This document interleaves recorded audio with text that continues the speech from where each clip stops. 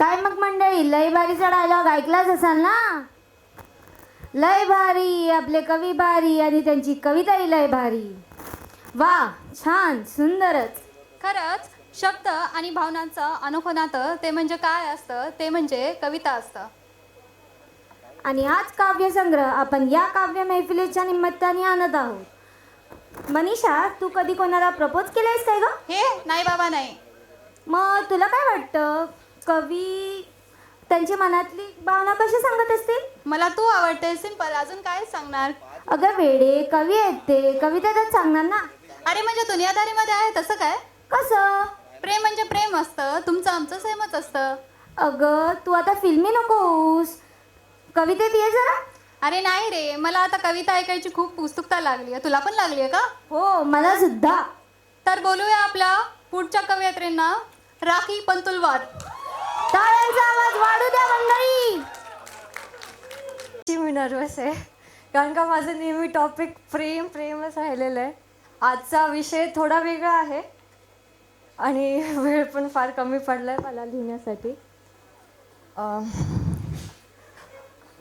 बाबा हा शब्द ऐकायला खूप सोपं वाटतं, पण कवितेत वर्णन करणं खूप अवघड आहे हो.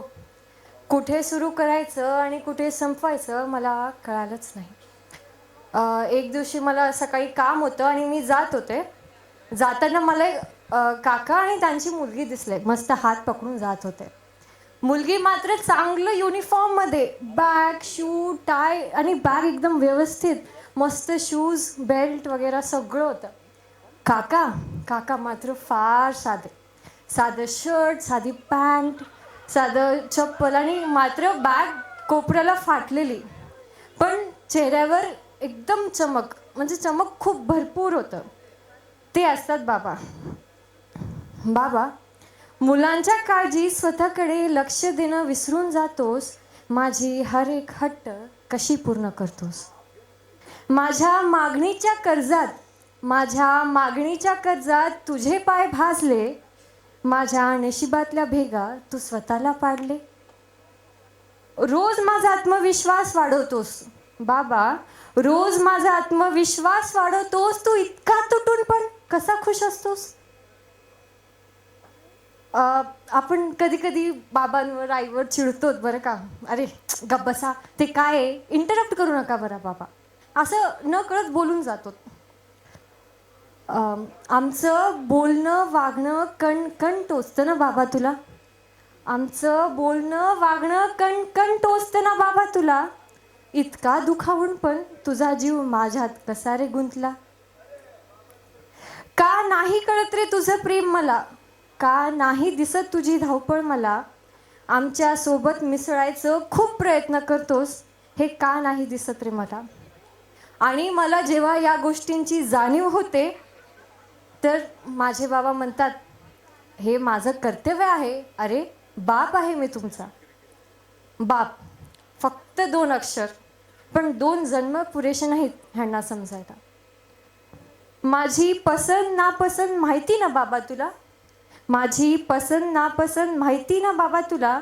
तुझ्या आवडीनिवडीचं काय. जेव्हा विचारतात कोणी तुला तुझी इच्छा, म्हणतोस लेकरांच्या मनासारखं सगळं माझं काय.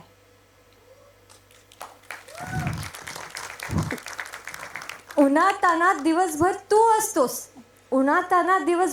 असतोस. कामात गुंतलेला तू असतोस. रोजच्या घाई गडबडीत स्वतःच्या भुकेला पण तू नजरअंदाज करतोस.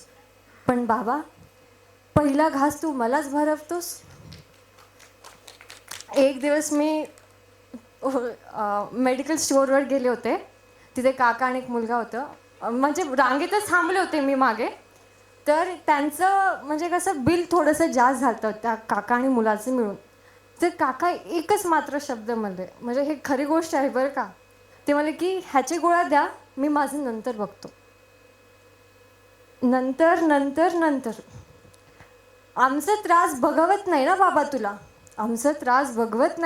तुला. पण तुझ्या त्रासाचं काय. एवढं निस्वार्थ प्रेम कार्य करतोस आमच्यावर तू.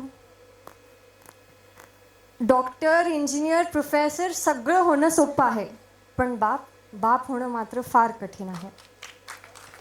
जब भूल जाऊँ मैं अपना रास्ता, जब भूल जाऊँ मैं अपना रास्ता, जाने क्यों मुझे तू दिखता है, जब जब अकेली पड़ती हूँ तेरा साया हमेशा मेरे साथ होता है। इस दुनिया से डर नहीं लगता है पापा, इस दुनिया से डर नहीं लगता है पापा, जितना तो डर आपसे दूर होने में लगता है। शायद कह देती पहले ही मैं आपसे जो मैंने आज कहा है, जो मैंने आज कहा है। Thank you.